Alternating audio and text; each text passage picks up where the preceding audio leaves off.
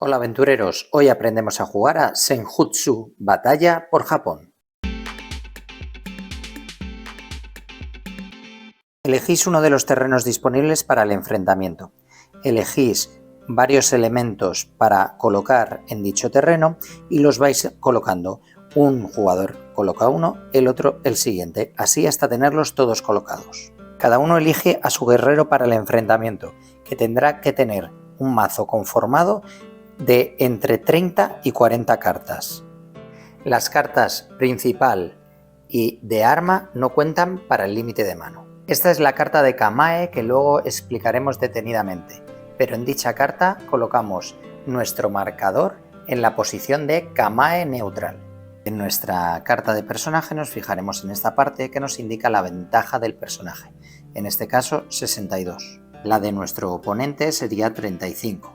Por eso en la tarjeta de ventaja nuestra ficha iría por encima de la de nuestro oponente. El Kamae nos indica posturas marciales. En nuestro árbol de Kamae ahora nuestra ficha estaría en un Kamae neutral. Pero como veis en esta carta de aquí, si la quisiéramos jugar tendríamos que estar en este Kamae, con lo cual nuestra ficha tendría que estar situada en esa posición para poder jugar esa carta. Para podernos mover por nuestro árbol de Kamae tendremos que ver los efectos de algunas cartas. Por ejemplo, esta de aquí al final dice alterar Kamae hasta una rama. Siempre que ponga alterar es opcional. Como dice hasta una rama, quiere decir que lo puedo mover en una posición, pero ojo, siempre tengo que moverlo por algún camino viable.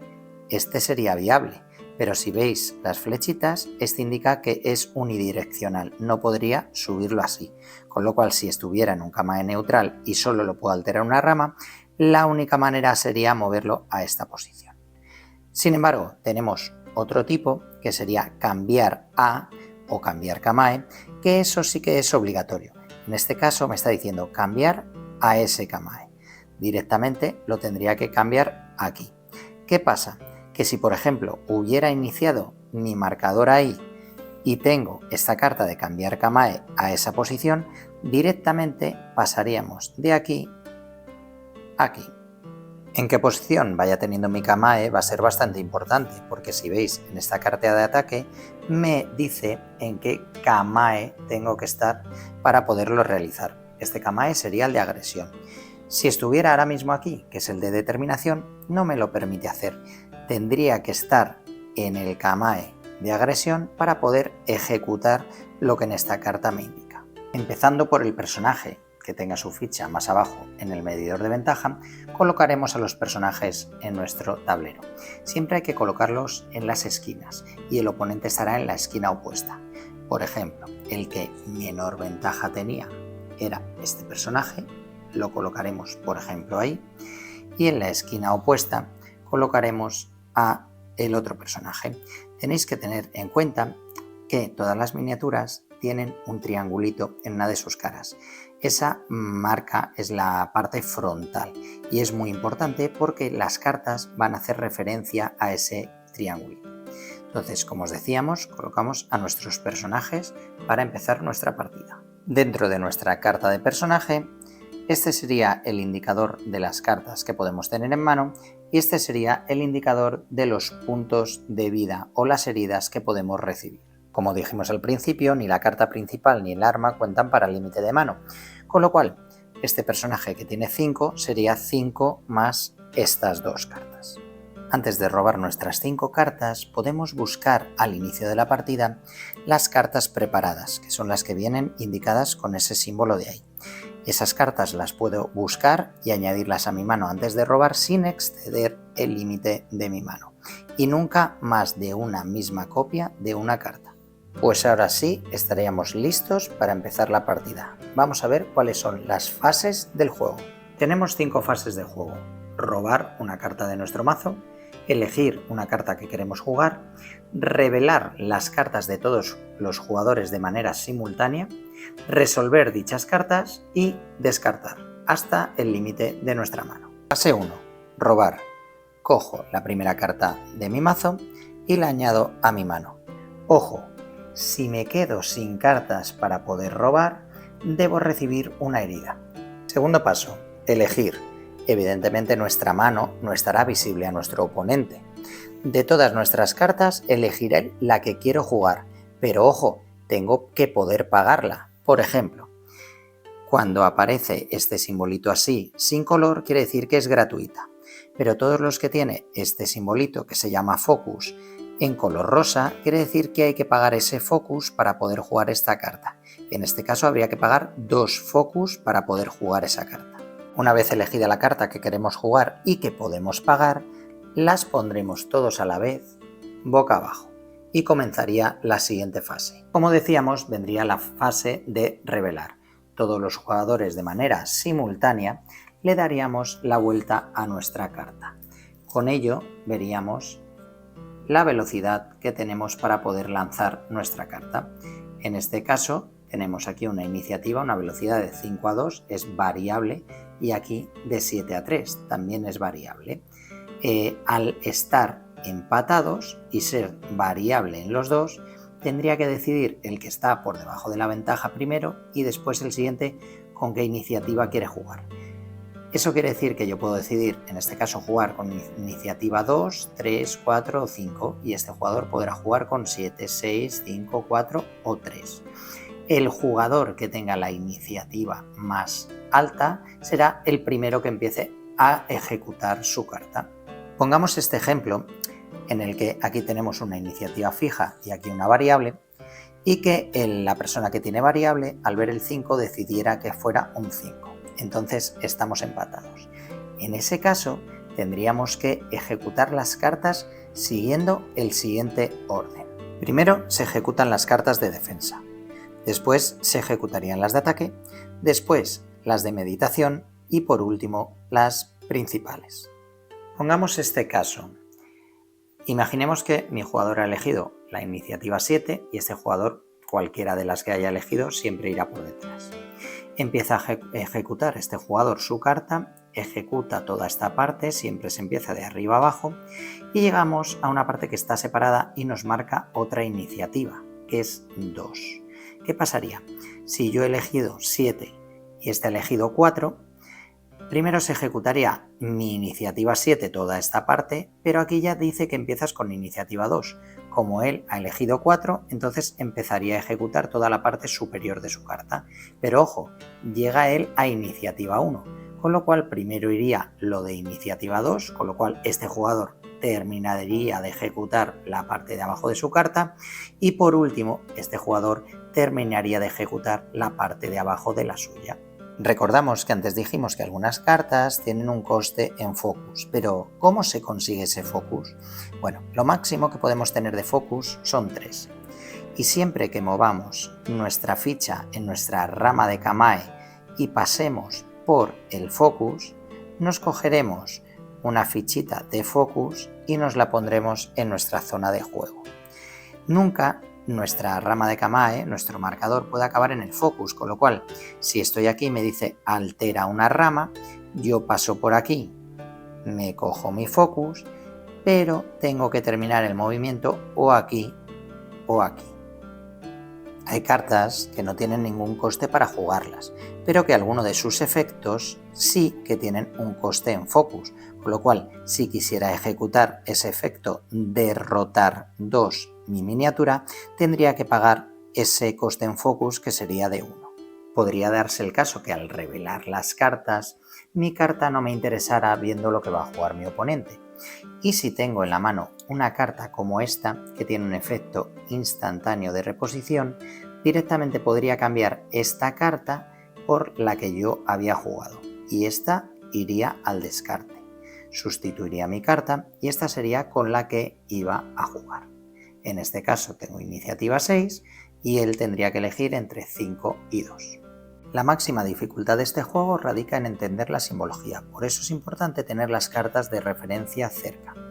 Siempre que veamos flechitas blancas, significa que es un paso opcional. En negro es obligatorio, igual que las rotaciones, en blanco opcional y en negro es obligatorio. Aunque veáis que la rotación la marca en sentido horario, yo puedo rotar la miniatura en el sentido que yo quiera. Esta sería la ventaja, es el contraataque y así iríamos leyendo todos los signos en función de la carta que hubiéramos jugado. Ojo, esta sí que es importante, aturdir, porque nosotros podemos perder la partida de dos maneras. Os habíamos dicho que si sufrimos 5 heridas, en nuestro caso de nuestro personaje, perderíamos la partida. Pero si sufrimos tantas cartas de aturdir como en nuestro límite de mano o más, también perderíamos la partida. Antes hablamos de la importancia de la colocación de nuestra miniatura. Si os fijáis en este efecto, nuestra miniatura lo que nos indica es que el triangulito, la parte de delante, es hacia allí.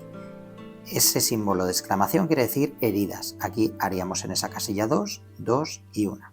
Claro, en este caso, si mi miniatura, esta de aquí, está mirando hacia el oponente, como veíamos en la carta, sí que le haría 2 heridas. Pero ¿qué pasaría si nuestra miniatura estuviera girada en esta posición? Veis que nuestra flecha indica para aquí. Con lo cual, siguiendo la carta, lo que nos dice es que en la de delante aquí haríamos 2 heridas, en la de justo de la izquierda aquí haríamos 2 heridas y en la de derecha atrás, en esta de aquí, haríamos una herida. Pero en la que está nuestro oponente no haríamos ninguna herida. Por eso es tan importante la posición en la que tengamos nuestra miniatura. Vamos a ver un ejemplo de jugada. Imaginaros que nosotros hubiéramos jugado esta carta y nuestro oponente esta. Nosotros tenemos iniciativa 8, él decide iniciativa 5. Bueno, empezaríamos a ejecutar nuestra carta. Tenemos que ver si estamos en esa rama de Kamae, que sí que lo estamos, con lo cual podemos ejecutar eso. Como nuestra figura tiene el triangulito hacia adelante, quiere decir que miramos hacia adelante y le hacemos 2 heridas.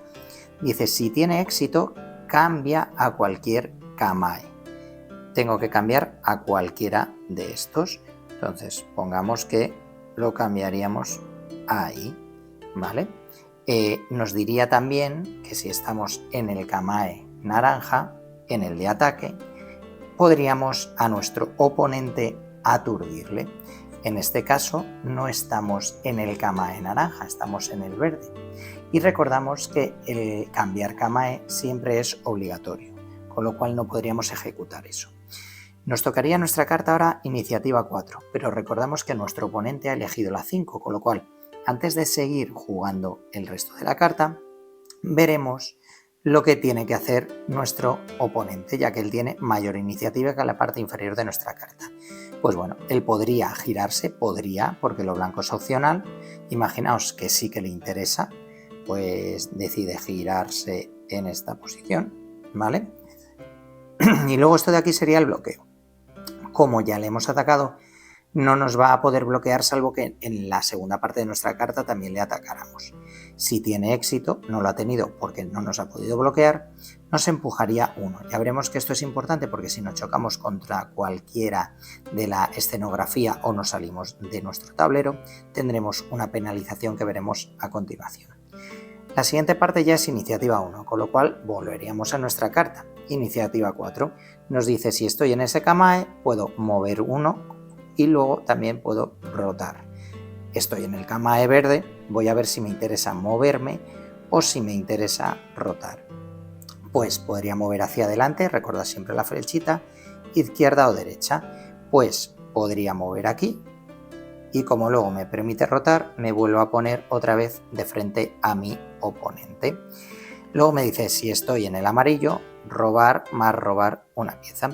Como no estoy en el amarillo, no puedo ejecutar esa parte de mi carta. Y le tocaría después a mi oponente con la iniciativa 1. Pues mi oponente se puede mover una posición en 3 diferentes, hacia adelante, derecha o izquierda. Pues vendríamos aquí y a lo mejor le puede resultar interesante alejarse de nosotros una posición y moverse de tal manera. Vamos a la fase de descartar. Tendríamos que descartar cualquier carta de habilidad en juego a la pila de descarte. Boca arriba, eso es importante. Ojo, que nuestra carta principal, que sería esta, o nuestra carta de arma, que sería esta, nunca se descartan, siempre vuelven a nuestra mano. Si una carta de bloqueo se juega antes que la de un ataque, en este caso, como veis, el triangulito marcaría la posición de nuestro jugador, estaría bloqueando la casilla delantera, que es donde se encuentra el otro jugador, y las 2 de los lados, con lo cual en este caso bloquearía totalmente el ataque. Tenemos cartas como esta en la que te plantean opciones: alterar Kamae hasta 2 ramas o buscar más robar. Entonces tendríamos que elegir si hacer la parte de arriba o la de abajo. Esta carta lo que nos indica es que si el bloqueo tiene efecto, tendríamos una acción de contraataque, pero solo haríamos un contraataque si la carta de nuestro oponente tiene una velocidad de 8. Cuando tenemos este símbolo, significa que si nuestro personaje está en relación a nuestro oponente de tal manera, si estuviera en esa casilla nuestro oponente, le haríamos un golpe letal, le mataríamos directamente. Como podéis ver, estas cartas tan potentes tienen un alto coste. Para pagar esta necesitaríamos 3 focus. Estas cartas, con este número aquí, son cartas de rango. Lo que me está marcando es que voy a ejecutar esos a todo lo que esté a ese rango. Si vemos en este ejemplo, cumplimos esa norma porque tenemos a nuestro oponente a 1, 2 y 3, que es lo que nos marca. No es solamente de manera frontal, es todo el rango, con lo cual podría estar 1, 2 y 3, 1, 2 y 3, sería todo el rango que esté a 3 de distancia de mi miniatura. En grandes campos de batalla como este, y siempre que juguemos nuestra carta principal, en vez de mover 1 como indica, podremos mover 3 posiciones nuestra miniatura siempre y cuando no estemos a menos de 6 de nuestro oponente. En este caso moveríamos 1, 2 y 3 y comprobaríamos que estamos a 1, 2, 3, 4, 5 y 6, con lo cual cumplimos la norma. Si por ejemplo estuviéramos aquí, que estamos a más de 6, aplicaríamos el movimiento adicional, pero siempre y cuando nos quedáramos a 6, con lo cual en vez de avanzar 3, avanzaríamos solo 2. Después resolvemos cualquier efecto de final del turno. Como veis en esta carta de cojera pone al final del turno. Entonces tendríamos que resolver ese final del turno que nos propone. Esta carta de cojera dice: rota esta carta 90 grados en el sentido de las agujas del reloj. Entonces si esta carta está en posición vertical, descártala. ¿Qué pasa? La cojera nos va a ir acompañando durante 4 turnos, porque cuando termina el turno la giro así, cuando termina el siguiente la giro así, cuando termina el siguiente la giro así y cuando termina el siguiente la giro así, y como nos decía, una vez que vuelve a estar vertical la descartamos. El último paso de descartar sería comprobar que no superamos el límite de nuestra mano. Recordad que nuestro personaje es 5. Y también recordad que para el límite no cuentan ni nuestra carta principal ni nuestra arma, pues con lo cual vamos a contar 1, 2, 3, 4, 5, 6 y 7. Nos sobran 2. Esto puede pasar porque, como veis, hay cartas que si las hemos ejecutado me hace robar cartas, con lo cual en un turno puede suceder que al final del turno tenga más de las de mi mano. Pues en este caso tendría que decidir 2 cartas, que son las que me sobran hasta llegar a 5, y estas se descartan boca abajo. Cada vez que tu personaje reciba una herida, coges una carta de herida. En estas cartas viene súper bien explicado lo que hay que hacer. Permanece en juego, cuenta como una herida. Si tienes tantas cartas de herida como el límite de heridas, pues tu personaje es derrotado. Pero si en la carta que te han jugado tiene este simbolito, se llama herida sangrante. Con lo cual, cojo la misma carta, pero por el otro lado, ¿vale? Son de doble cara. Y esta herida sangrante cuenta para el número de heridas de la misma manera, pero tiene una salvedad. Dice: mientras tengas al menos una carta de herida sangrante al principio de tu turno antes de robar, debes descartar boca abajo la carta superior de tu mazo. Máximo una vez. ¿Qué quiere decir? Que si tengo varias heridas sangrantes, solo descarto una carta. Otro de los conceptos que nos queda por explicar es la línea de visión. Si tenemos algún objeto justamente entre nuestros 2 personajes, no tendría línea de visión. En cuanto el personaje estuviera en una casilla donde nuestro personaje sí lo pudiera ver, ya tendríamos línea de visión. Los personajes también pueden ser, por ejemplo, empujados y pueden golpearse contra un objeto o salirse del terreno. Por ejemplo, en este ejemplo, este personaje podría empujar a este y se chocaría contra la roca. Nunca un personaje va a ocupar el espacio de algún objeto que haya en el territorio. Entonces directamente no entraría, volvería a su posición, pero le sucedería algo. Vamos a ver qué nos sucede en cada uno de los objetos al golpearnos con ellos. Si un personaje te empuja fuera del tablero, recibes una carta de aturdido. Si un efecto de una carta te hace chocar contra otro personaje, en ese momento se acaba tu turno, tienes que descartar una carta, te llevas una carta de aturdido y tu oponente se lleva otra carta de aturdido. Si me golpeo contra una roca, recibo una carta de aturdido. Si un personaje es obligado a entrar o golpearse contra el bambú, recibe una carta de aturdido y una de cojera. Pero eso sí, tanto si entra en el espacio como si un efecto de su ataque inflige daño en la casilla del bambú, este bambú desaparece del juego. Los personajes obligados a entrar en un carro en llamas, en una de sus dos casillas, reciben una carta de aturdido y una herida.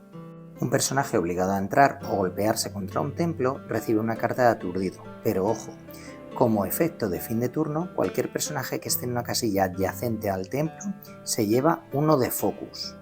Los personajes pueden pasar por debajo de la puerta toril, pero si se chocan en alguno de los hexágonos que están justamente en las columnas, recibirán una carta de aturdido.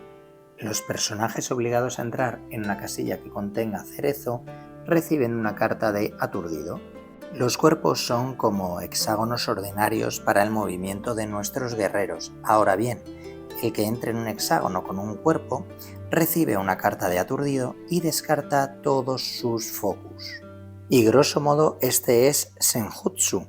Es un juego en el que realmente es sencillo jugar una vez que aprendes la simbología, pero que al principio te ves un poco abrumado por todo ello.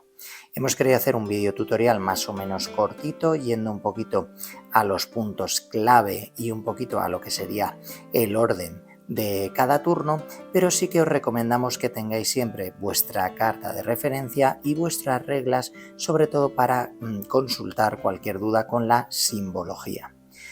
Este juego de enfrentamiento de temática oriental os va a encantar. Senjutsu, batalla por Japón.